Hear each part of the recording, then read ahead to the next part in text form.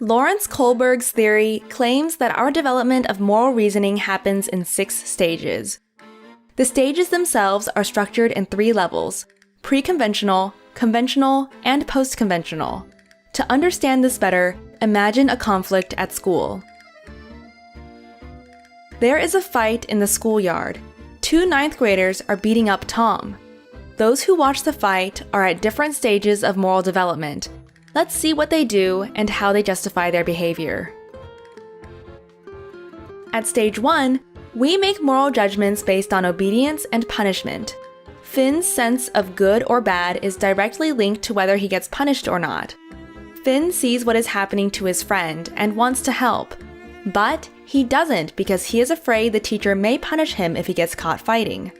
He asks himself, how can I avoid punishment? At stage 2, we are motivated by self-interest. Mary decides to intervene and help Tom. She knows that she might get punished, but she also knows that she could become a victim herself someday. If she helps Tom now, he might help her in the future. She is asking herself, what's in it for me? At stage 3, interpersonal accord and conformity guide our moral judgment. Betty sees the fight and wants to intervene, but when she realizes that all the others are just watching, she decides not to get involved. She wants others to see that she is a good girl who is conforming with the ethics of the community. She asks herself, what do others think of me? At stage 4, we value authority and want to maintain social order. When the teacher sees the group fighting, he immediately steps in and shouts, "Stop! Fighting at school is forbidden."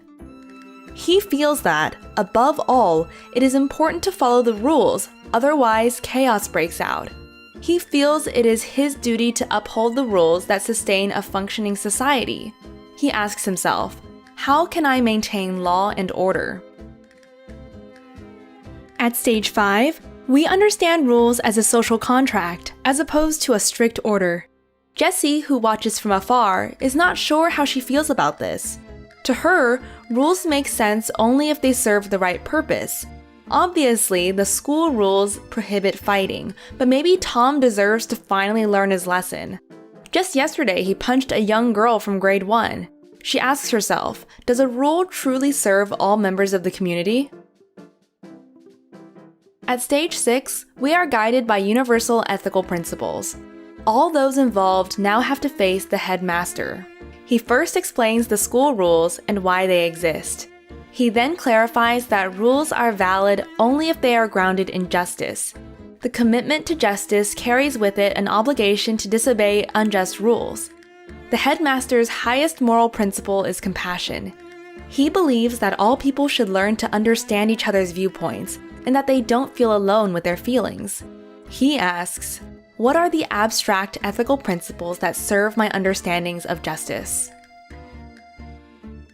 At the pre-conventional level, Finn is driven by fear and Mary by self-interest. Both judge what is right or wrong by the direct consequences they expect for themselves and not by social norms. This form of reasoning is common among children.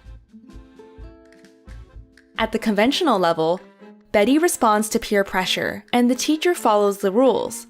Their morality is centered around what society regards as right. At this level, the fairness of rules is seldom questioned. It is common to think like this during adolescence and adulthood. At the post-conventional level, Jessie knows that things are complicated because individuals may disobey rules inconsistent with their own morality. The headmaster follows a universal ethical idea, at complete disconnect with what society thinks or the rules say. To him, everything is solved through compassion. The right behavior, in his opinion, is therefore never a means to an end, but always an end in itself. Not every person reaches this level. The American psychologist Lawrence Kohlberg based his work on Piaget's theory of cognitive development. In order to confirm his theory of stages of moral development, Kohlberg interviewed boys between the ages of 10 and 16. He analyzed how they would justify their decision when confronted with different hypothetical moral dilemmas. We will now present to you the most famous moral dilemma Kohlberg presented to his students. Let's see what you would do. The Heinz Dilemma. A woman was on her deathbed. There was only one drug that the doctors thought might save her. The druggist that made that particular medicine sold it for 10 times the price of the production costs.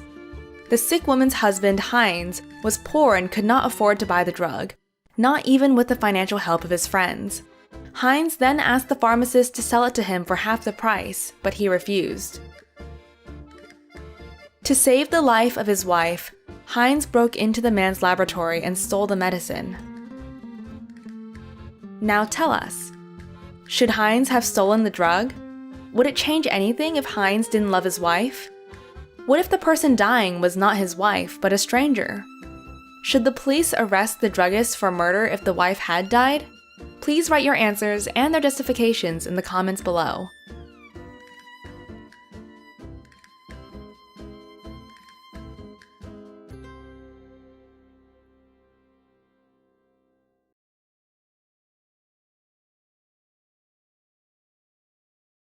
If you like this video and the way we explain the subject, subscribe to our channel. We try to explain complex subjects in simple language and cartoons to support students all around the world in their learning.